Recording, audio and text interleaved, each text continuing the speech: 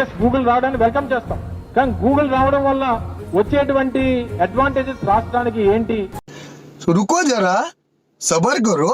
Number 1, అది కట్టేటప్పుడు దాదాపుగా 5 నుంచి 6 వేల మందికి జాబ్స్ వస్తాయి, పవర్ ఇన్ఫ్రాస్ట్రక్చర్ వాటికి సంబంధించినవి. 2, లాంగ్ టర్మ్ మెయింటెనెన్స్ లో హై పేయింగ్ జాబ్స్ ఒక 1000 పైన ఈజీగా వస్తాయి ఈ ఒక్క డేటా సెంటర్ లో.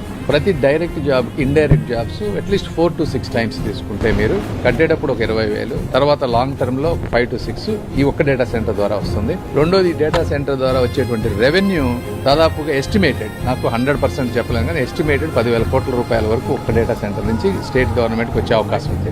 ఇది సీడ్ అయినప్పుడు దీని పక్కన వచ్చేటువంటి డేటా సెంటర్ లో రేపు అన్ని యాడ్ అయితే ఆ మల్టిప్లయర్ ఎఫెక్ట్ చాలా ఎక్కువ ఉంటుంది. ఈ విధంగా ఎంటైర్ ఆంధ్రప్రదేశ్ కి ఒక పాజిటివిటీ, ఒక మూమెంటం, ఒక ఏఐ, మన అమరావతిలో క్వాంటమ్, ఇవన్నీ చేసుకుంటా ఉంటే ఫ్యూచరిస్టిక్ టెక్నాలజీలో వేరే రాష్ట్రాలతో పోటీ పడే విధంగా ముందుకు వెళ్ళబోతాం.